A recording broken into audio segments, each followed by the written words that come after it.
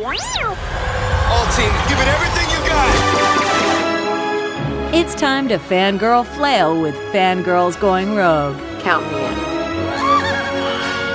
I don't think there's anything more important in the Star Wars universe than the fans.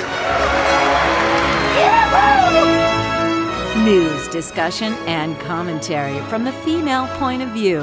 You call this a diplomatic solution? No, I call it aggressive negotiations. With your hosts, Teresa Delgado, Tricia Barr, and Sarah Woloski. Boy, am I glad to hear your voice. Strap in, because this is where the fun begins. I like the sound of that. Ladies and gentlemen, welcome to the live Star Wars Celebration Europe Star Wars Report and Fangirls Going Rogue show. Make some noise, celebration!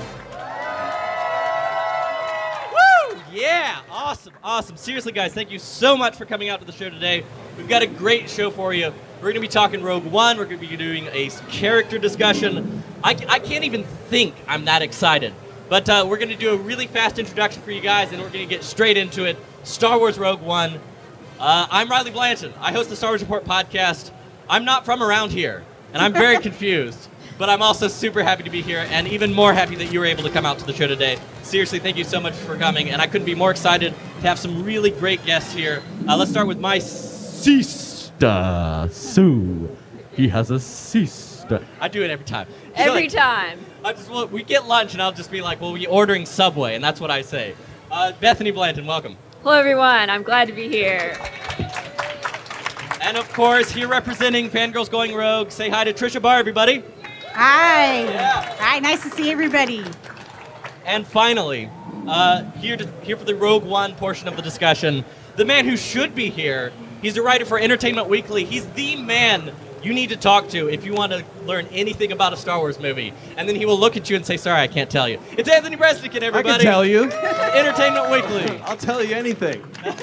That's right, everybody. Secrets reveal. That's the plot my of job. Rogue One. Right here, right now. That's right, everybody. Come on by. No, all right. Seriously, let's get straight into the show because we don't want to waste time. Who saw on the main stage the Rogue One panel yesterday? Awesome. Only a few. That's yeah. Nice. Who has? All right. So here's the true question, because we're gonna spoil the heck out of it. Who saw that amazing 3-minute reel? Yeah, it's amazing. So guys, it's there's something about seeing a Star Wars film in a new element and seeing the different enthusiasm behind it. So that's the big takeaway. I'm just to kick us straight off, there's one thing that I have to say after seeing that amazing Rogue One reel, and that is we have a war movie. We have the wars in Star Wars, and I couldn't be more excited. So let's jump straight into the discussion. Anthony, tell me your first thoughts. What did you think when you first saw this reel? Are you talking about the behind-the-scenes reel or the secret private? No. We'll start with what everybody has seen, and we'll start with the behind-the-scenes reel. I was really struck by the creatures in it, and watching it live, I think, I don't know if the rest of you feel this way, but whenever I see a trailer for the first time from one of these movies, I almost feel like I need to watch it 2 or 3 times because you get excited about something and your brain starts firing, your synapses start going off, and then 2 or 3 or 4 or 5 or 6 other things pop up on screen that go by before you wait, what was, who, what, where? And so that's kind of what watching it was like. But luckily there were all those technical malfunctions yesterday, so we got to see it plenty of times, and then freeze frame. But I really enjoy the fact that they do. It's very similar in tone to the behind-the-scenes reel that they did for Comic-Con last year for The Force Awakens. Yeah. And I love seeing, this is what I love about my job at Entertainment Weekly, is I love seeing how the story comes together, hearing the filmmakers and actors and storytellers talk about what they're trying to pull off, what they're trying to do. And I think, judging by what we saw, we're getting what was promised, which is Band of Brothers in the Star Wars universe. Yes, but the Band of Brothers has a lead that's not a brother. Band of sisters. Exactly. Tricia, talk a little bit about this from the fangirl perspective, because we saw, in the teaser trailer, we did get to see a little bit of Felicity Jones' character, Jyn Erso, and it was a really cool glimpse, but now that we've seen so much more, Tricia, where are you now that we've seen a little bit more of Jyn Erso? Well, I'm a huge Felicity Jones fan anyway. She, just brings in the theory of everything. She's the heart of that movie. And you look at some of the shots of her in action that we got to see, and she was put through it, apparently. There's going to be some really gritty action. But what struck me was the visuals. It's Star Wars, but it's nothing like we've ever seen. The stormtroopers in the water, just the look of them in the fighting in the war. Even Hoth didn't feel like that. So I just felt like it was something totally new. And that was the thing I was afraid of, but I was really excited after I saw it. Yeah. I keep thinking that armor's going to need to be aired out. Otherwise, it's just going to smell like low tide up in the Death Star. Well, exactly. Well, it's so much salt damage, right? Like if you're walking on the beach like that. But Bethany, let's touch base with you because you literally got here like 2 a.m. in the morning. So, Yes. ladies and gentlemen, I had the pleasure of pulling up the trailer and getting my own the YouTube reaction videos, right? I got the pleasure of constructing my own YouTube reaction video as I showed Bethany this teaser reel last night when you flew in. What was your first impression? First of all, I wasn't crying in the video. I just had something in my eye when I was watching it. So my first reaction was just, I was amazed at the aesthetic of it. The fact that we're getting the Band of Brothers type of feel, and the fact that I wasn't upset about the fact that there are no Jedi. And that was something, when we first started hearing more about the movie, we were like, a Star Wars movie without Jedi? I mean, this is going to be interesting. But I think getting a different kind of Star Wars film will open up a lot of possibilities in the future that I'm really excited to see. Yeah, absolutely. Well, let's get into the nerdy and the nitty-gritty details. Couple things that jumped out to me. Dude with the 50mm machine gun was laughing. Was like, yeah! That was a great moment. And I think that is representative of something that you really got a sense of, like, and I keep calling this, but this seems to me it's like the Vietnam planet. You see the sand, you see the beaches, you see like even... I don't know if that was a tank he was inside or another vehicle, but it looked like the inside of a Black Hawk helicopter, and like he's operating a machine gun. And there's something about that. Who's had a chance to actually go by the Rogue One costume exhibit? Yeah, so you see, if you haven't been, you have to make it up there because that aesthetic that we're talking about visually, it's very much present there in the costumes itself. Anthony, talk a little bit about the aesthetic of the movie because I feel like, and tell me if you agree with this, we're getting confirmation of this very different style of Star Wars film where they are feeling free to not be too constrained by the saga films.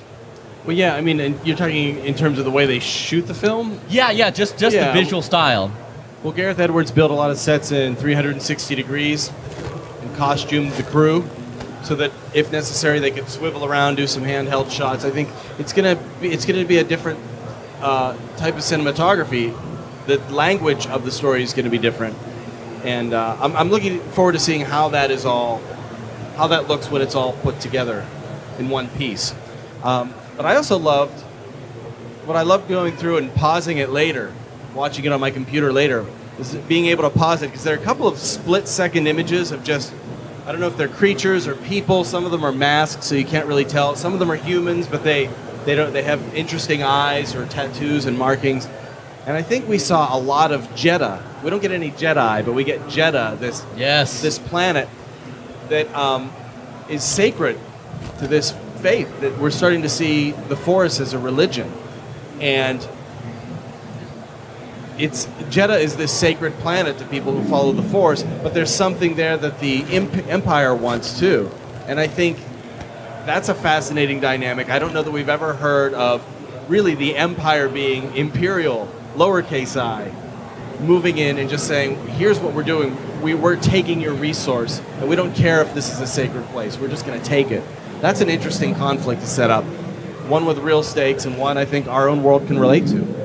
Yeah, absolutely. Tricia, talk a little bit about that, because I think especially when it comes to what we saw with the Jedha, it's this odd order that seems to worship the Force, that there's a sense of that this is an order that understands that mystical force that surrounds us and binds us together, but it's certainly not the Jedi rather. It's this different force, pun absolutely 100% intended. Well, I mean, and we see the Jakku villagers they worship in the Force Awakens. They follow the ideas of the Force, but they can't use it. That's true. You're talking about the brief glimpse. Did you see the character with the really blue eyes? Yeah. Yeah, and I'm woman. thinking too back to Onderon, the blue, because they're all blue-eyed characters. We know Saw Gerrera's in this movie with Forrest Whitaker. He doesn't have the blue eyes. I'm thinking he did in back in the day in the Clone Wars, so they'll work that out. But but that's what I remember, the visual. And also when they were casting the Jakku villagers, they were casting for light-eyed actors, so those really light blue eyes, they kind of stuck out at me as how is that there going to be interconnectivity. That's the kind of things that get my brain really kind of going. But it's interesting because the Jedi are they going to be able to survive without people believing in them? So they have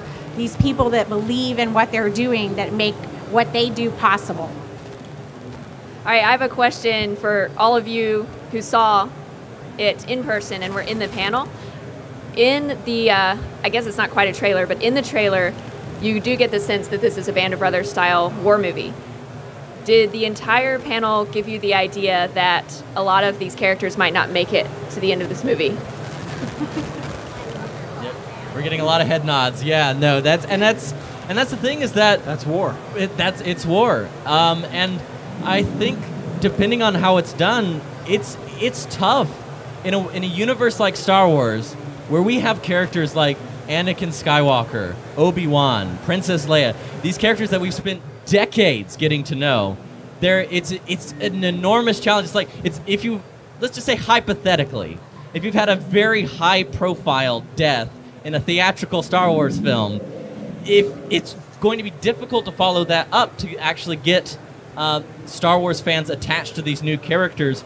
Anthony, I'd love to kind of hear, because you've really had the chance behind the scenes to kind of get to know some of these characters. Talk about them, and do you see that potential for us to really fall in love? I think so. I mean, Star Wars has always borrowed from mythology and different types of storytelling that are parts of our traditions going back to as long as there have been language, you know? You've got the wise old man and the callow youth, smart Alec, the princess in danger, you know? They're archetypes that they're borrowing from Arthurian legend and from mythology. But I was interested, as I was reporting on this for EW, you know, it's almost like a game of, it's literally 20 questions. You know, you get Kathy Kennedy on the phone, and I think she made that joke. She's like, this feels like sort of like Balderdash or something, where you're trying to guess the word or password. Because I'm like, okay, so, you know, Donnie Yen's character, and I think the names had already leaked out at that point, so I was like, okay, we have this guy, Chirrut, and then she would give me the last name, and I would say, okay, well, who is he? And she would say he's a blind monk, but he follows the Force. And I'm like, okay, but does that mean he's a Jedi? No, he's not a Jedi. And then we were kind of like, it's just sort of like, I'm trying to feel around the shape of who this character is. And then she mentioned that Baze is his good friend, but doesn't believe anything that he believes, but loves his friend and is there to support his friend, is going to protect him no matter what. And I'm thinking immediately Don Quixote and Sancho Panza. So I'm like, oh, is that sort of what this is? And it's like, yeah, close, not exactly the same. So I think that there are characters we already love, that we already know as part of our culture, and we're going to see echoes of them in these new characters. And I think that's partly what makes you fall in love with them, is the minute you lay eyes on Obi-Wan Kenobi, you're like, I get it. You're Merlin. You're the wise old man. Absolutely. And what I like about that is these mythological archetypes, because if you're talking about C-3PO and R2-D2, that's a very specific dynamic that we all understand and know. But it's very difficult, at least from what we've seen so far, for me to really make a connection, a direct comparison with two characters, with Baze and Chirrut. It seems unique in that sense that we can't just say, oh, well, that's just like Anakin and Obi-Wan, because it's not. No. There are these archetypes that we can kind of piece in the Star Wars universe that I think it's a dynamic that's going to be different enough that it couldn't be done in a theatrical film. And archetypes are archetypes because they're part of human nature, not necessarily storytelling. It's things that we take from our lives as human beings that we personalities that are a part of our species that then resonate within our storytelling. We're getting a little like English class here, but No, but I feel like that's just like there's a cinematic language. There's just a general storytelling language, and that keys into certain emotions we have. Characters remind us of people we know. I'm familiar with that person. I know what it's like to be Luke Skywalker and stand there and think, what does the world hold for me? Where can I go that's bigger than this little Dust Bowl town? And I think this movie has a lot of potential because it has so many characters. I don't think there's been an ensemble this big. I mean, there are always big casts in Star Wars, but a team this big in any previous film. It was like being there. Tricia, you were in the room. We saw the entire cast roll out. Give me your, because we got a few minutes left. I do want to touch on the panel itself. Give me your overall impression of just seeing the cast together there on stage.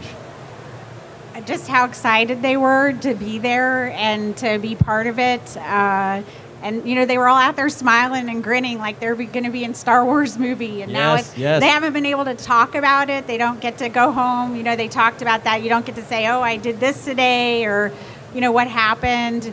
They can't say we filmed right down at the subway, that station. You could go see it. None of that stuff. So, and other thing that struck me from the panel was Gareth Edwards' enthusiasm. Yeah. Him knowing that, mentioning that he could have been one of us. And I think that really spelled out his, that he understands how important what he's doing is going to be. He loves it. He loves it. You can tell. There's, like a yeah, passion. Gareth, he has this sort of, and I don't even mean this in a negative way, he has this sort of boyish enthusiasm about it that he feels confident in his film and in the vision to do something new within a universe that he grew up loving. And it's so great to see yet another young, talented director who studied under the likes of George Lucas and Steven Spielberg. It's like, it's just seeing these young directors who are driven, motivated. We know, at least, if you ask me, seeing him on stage, we know we have a guy here who's really excited to be doing a Star Wars movie. Well, it's and not that's just always good. It's not just this panel either, because I saw him at Celebration Anaheim, and he was just so enthusiastic about Star Wars in general. Like, the Lucasfilm and Disney reps who are on the stage with him were just like, calm down, Gareth. Just calm down. Well, we've seen get out so the blowgun. Exactly. Tranquilize it. Oh, time's passing so fast. It's been so fun. In fact, we've seen so much, and there's so much more to talk about. But before we move to our next segment, I do want to get everyone's final thought on. We've seen so much this weekend. What's the missing piece that we're looking for? Like, looking ahead to Rogue One, what are some expectations you might have or hopes you have for the film that you haven't seen yet? What gets you excited about this movie? We'll start with you, Anthony, if that's okay. Well, we haven't seen anything from Mads Mikkelsen yet. Yeah. No pictures. We know his name. And he was very sheepish on stage. Well, after spilling so many beans, like, this guy just dropping information right and left. And I think they were kind of like... I mean, it happens. It happens. Let's button it up there, Mads. Put a lid on it. But he, we haven't seen his character. All we know is the background that he's Jin's father, and that he's a scientist who's created something that both sides Something want. Beautiful. At least according to him. Yeah. At least according to him. And Tricia, what are you looking for? I wanted to see more Mon Mothma. Yes. Yeah, I was like, oh no, she's not there. I do understand why they were trying to lay out the team and everything for the band of brothers that's going to be fighting, but I want to see more Mon Mothma. Kathy says you'll see a fair amount. I don't think like she's a main character, but you'll see a lot more than Return of the Jedi. Yes. Many Bothans did die.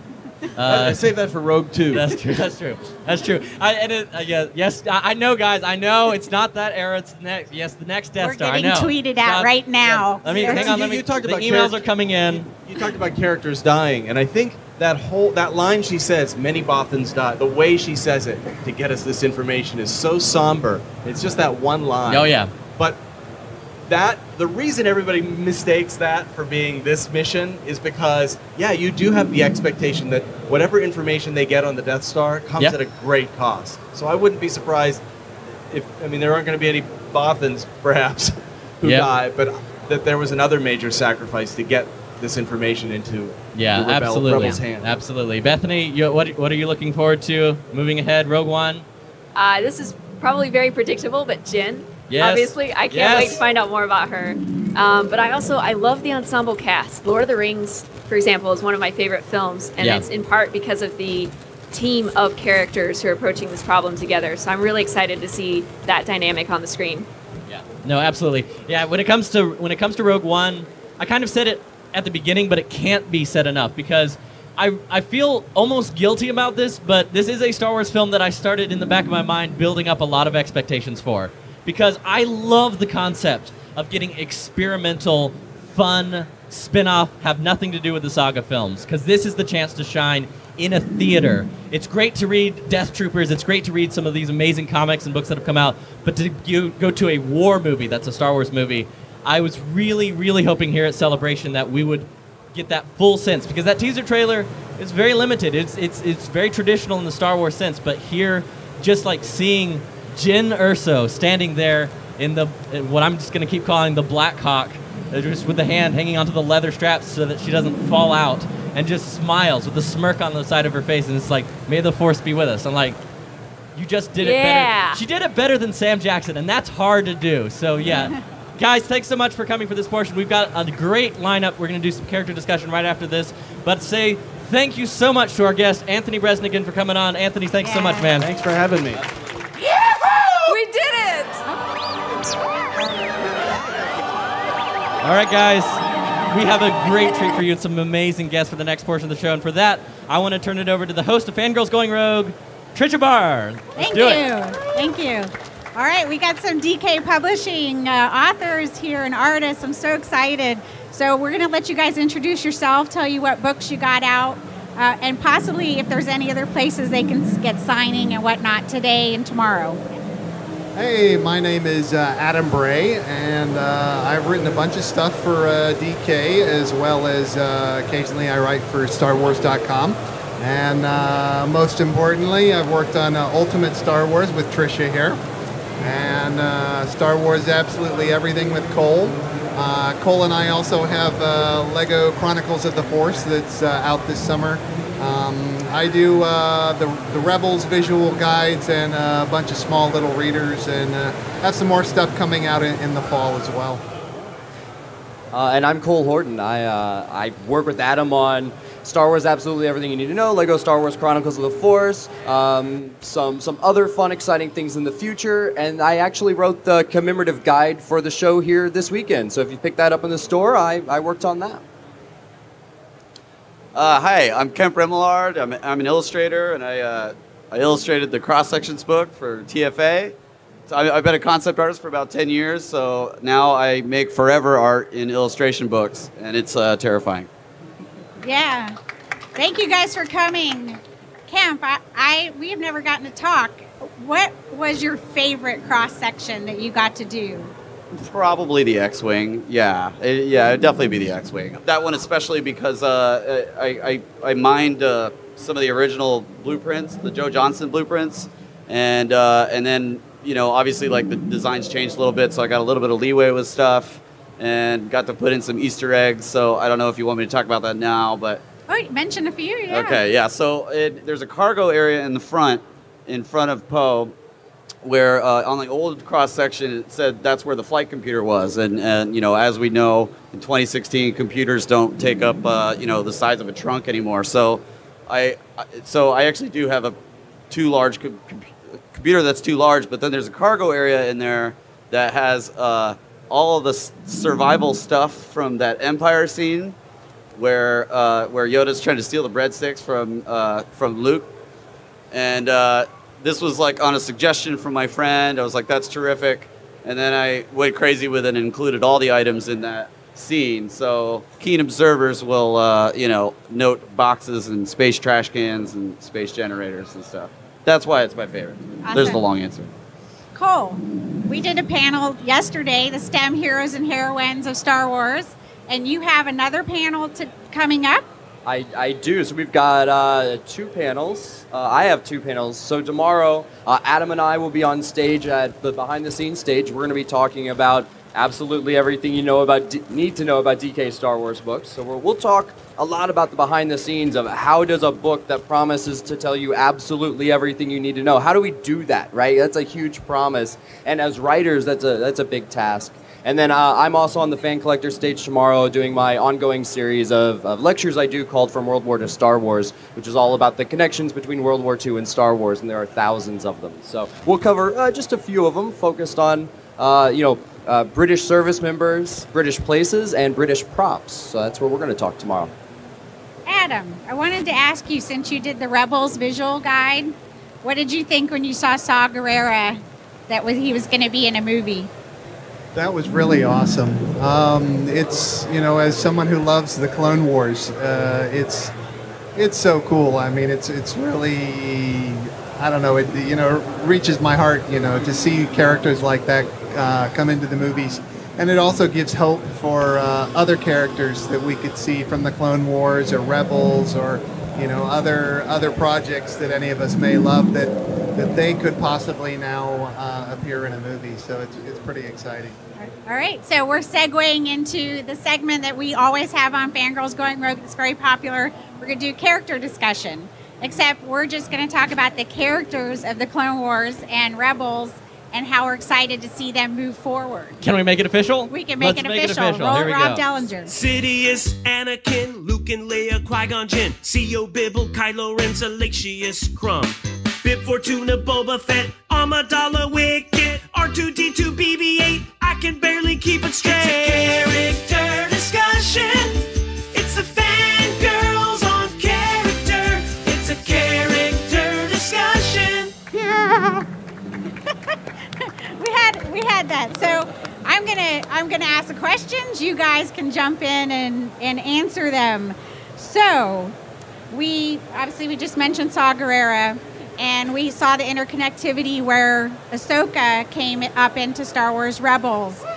Yeah. So for all of you guys, let's just think about it, talk about it. What character are you excited to see move up out of the Clone Wars? We had quite a few.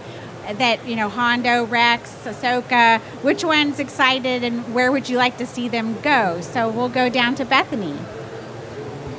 All right, so again, this is probably pretty predictable, but Ahsoka, I love her. Yes, exactly. And I really want to see what Ahsoka does outside of the Jedi Order, because she was not a part of the Jedi even after the Clone Wars. So I almost think that she's more at home with what's going on than Kanan and the rest of the crew, perhaps. So I'll be really interested to see her move from, in our minds, kind of the Padawan role to really being a teacher and somebody who really knows what's going on. Did anybody here go to the Ahsoka panel yesterday? Yeah, I heard there were tears shed, but a lot of hope for her in the future. So it's available. You can check it out, and there's some great artwork, so I recommend that. So Kemp, how about you? So, I haven't seen the Clone Wars. Right. I really want to know what young Admiral Piet was like, though. He's a jerk. So. That's fine. You can go forward and backwards, but no, that's cool. Cole? One of mine is fairly obscure, but Lux Bonteri. I think that character is the right mix of, there's still a lot to explore. Right, so it leaves room for future storytelling, but he also comes from the right place as far as a story I want to see. Right, he was nobility. But he lost during the Clone Wars. Right, essentially he didn't win. He didn't come out of that very well. And so what does that do to him as he grows up? And he was of the age that he could grow up right into some of the coolest eras in Star Wars. Right, and actually be an adult that had a pretty rough go at it as a kid. And now he's going to have that chip on his shoulder. That would be my pick if I could choose. Adam? Of course, it goes without saying Ahsoka, but Darth Maul, I'm really excited about seeing how he continues. I think the season finale of Season 2 was probably one of the greatest episodes of Star Wars ever. So I'm really excited about this season. But I think for somebody new coming in, I'd really like to see what happens to some of the kind of the Jedi stragglers that might still be around, the last remaining few that haven't been wiped out. Like the Jedi younglings, we were set up with them late in the Clone Wars, and I think there's a good opportunity for storytelling to talk about what's maybe happened to maybe one of those if they're still around. Because we had Luminara Unduli in the first season, but we haven't really addressed that in Rebels yet about some of the others. So I hope we'll see some of that. Awesome. Riley, do you have? I'm voting for more Hondo. He can be in everything. Yes. But just because he lightens the situation, even when it's a little bit dire. Let me tell you, Hondo I'm a big fan of the Hondo, but I'm gonna cheat. I'm going last, so I'm doing it anyway. Ladies and gentlemen, I want everyone to think about just what happened. While Adam was talking and just mentioned the word Ahsoka, the entire behind-the-scenes stage just erupted in applause. So I think that's a sign because, listen, we all like Ahsoka. You guys don't understand. We all love Ahsoka. Let me just tell you, as we're watching that last episode of Season 2, I'm just remembering being that, cynical, 15, 16-year-old kid watching the first season of Clone Wars being like, well, I don't know about this whole Padawan thing. And I'm sitting there, I'm a proud, well, not anymore, but I was once a proud, masculine man, and I'm reduced to tears as we see her walk, and the visage disappears, and I'm, looking at my TV screen going, no, what happened? And I'm like, Dave Filoni, he may not be anywhere near my house, but I'm like, Dave Filoni, where are you? Let me know what happened. And I'm so sad I missed the panel yesterday, but I'm so glad to hear that she, through the passion of the fans, is getting the recognition she deserves. So yeah, Ahsoka. Sorry, we're all gonna keep saying it, but yeah, absolutely. Ahsoka. Yeah. Exactly. Did you guys all see the Rogue One teaser sizzle reel yet? Yeah, I saw the Sizzler reel. Yeah, sizzle reel. All right. So not just characters, but also we have things. We have different. One of the things I noticed from the Rogue One costume exhibit is that if you're used to seeing the animation and they always use the cubes and everything because it was easier to render, there are cubes in the costume exhibit. So that's what they brought that forward from the visual look. So we also have vehicles that we would like to see, not just from the animation, but from the first 6 movies that we'd like to see expanded. We saw the walkers on the beach, and now they have, they're modified. So Kemp, is there anything that you would like to see maybe from the other movies that would be modified, developed as far as a ship or?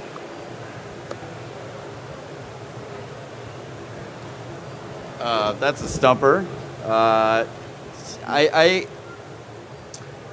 I mean, the walkers are always a fan favorite. Yeah, the AT-ST, if there was some kind of evolution of that, would be pretty interesting. Yeah. I mean, they're all really interesting to me. I know this is a non-answer, but yeah, I mean, I haven't really gotten to touch a walker yet, so hopefully that will come up in the future. Yeah. It's on your wish list? It's on the wish list. Awesome. Yeah. Cool. I want to see just a slightly more modern take on the Death Star, right? The original felt small, right? There were production limitations. Only had so many hallways you could shoot in from every direction to try to make the Death Star. But this thing is massive, right? I want to see just really how big it is. And even looking at the props on display, you realize that they've just sort of updated things a little bit, even just little tiny details, right? So the stormtroopers, they're the iconic stormtroopers you have always known, but they just have little tiny upgrades, like the bodysuit. And the old one, it was just black fabric, pretty basic. Now they're actually ribbed, and there's so much more detail, and you only know it when you really look at it. But it helps it, right? Kind of just feel a little more modern. I want to see the shopping mall in the Death Star. Yeah. Where they have to shop, they have to get stuff, and everything's in one color, 2 colors, you know. Was that the last piece of the second Death Star that they hadn't finished yet? The Emperor will be disappointed if Target is not available. That's what I want to see. Adam? Yeah, I think rather than cameos of technology or aliens or things that we're familiar with, I'd like to see a little bit more revealed about the cultures of some of the creatures and the people. So show us an Ithorian spaceship, and show us something that would be particular to what's Greedo's species. Rhodian. Rhodian, yeah. Show us some specifically Rhodian artifacts, or something that's particular to alien species, to shine a light on their cultures and just develop that more. If I could, I wanted to say real quick. I really I've always loved that scene where the Rebel fleet is jumping into hyperspace in Jedi, like right before the giant battle. And if I'm not mistaken, there was a scene like that in TFA that was cut or something like that, which was I don't. This is not any insider information or anything, but that expanding the Rebel fleet, and like the frigate was always really interesting. It had really interesting shape. The Rebels had all of these it's like a hodgepodge fleet, and it'd be really cool to see that developed more, because we all know what the Empire's standard ships kind of look like, but the fleet on fleet battles, I really hope they ramp that up soon. Awesome. I'd like to see more speeder bikes, different kinds, different evolution, swoop bikes, stuff like that, things that we've heard of in stories and never seen too. So there's a lot way to go. Riley? I've always wanted.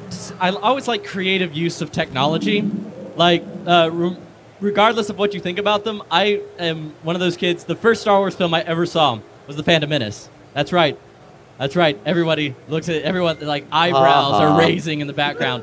But yeah, I mean that was the age I was, and I absolutely loved the Gungan technology because it was weird. It was giant space water balloons, and it was great. So I love seeing that kind of weird technology evolve and new versions of it. So what I'd really love to see in the future of Star Wars is just new creative uses of technology interacting with what we already know. And there are moments even in some of the old Republic trailers when you see an ancient Jedi catch a lightsaber with a force movement we've never seen before. That's the kind of thing that I'd love to see in the future. Bethany, I saved you for last because you always have the best answers. Oh, I don't know about that. I guess for me, I would love to see more use of the Force in ways that we haven't seen before, just to kind of go off of what Riley was saying. But and I know I'm being a little nerdy here when I say that what I've seen in video games or the TV shows or the trailers for the Old Republic or in the Old Republic video game, those things are so cool. And I would love to see that on the big screen. And I know not all of them can translate well, but for example, in the Force Unleashed games, I would always max out all of my lightning powers immediately. I don't know what that says about me as a person, but it was a lot of fun. Stay away from Bethany. So who out here is going to the Rebels? Going to see Rebels later today? Yeah, excited for that. We just want to give you guys an opportunity real quickly to tell where people can find you on social media if they're looking for you, so go on. The best place to find me is on Twitter, so I'm at author Adam Bray. You can also find my stories occasionally on StarWars.com. I've got a website, adambray.com. It's kind of a placeholder right now, but maybe someday I'll do something more with that. And I'm also on Twitter, at Cole Horton, all one word there. And you can find me too on StarWars.com. All right, 1 second before. For you two guys, we have this that we're giving away. And I had already pre-picked the seat that was going to get it. So it's the young lady right here. Here we go. You're going to get a copy. Yeah. You have the authors here so you can get it signed. We also have a copy of Ultimate Star Wars. And this one, I had the person picked out already. This has got the nice sheet on it, too. You're there. Cheers. And Kemp, where can they find you?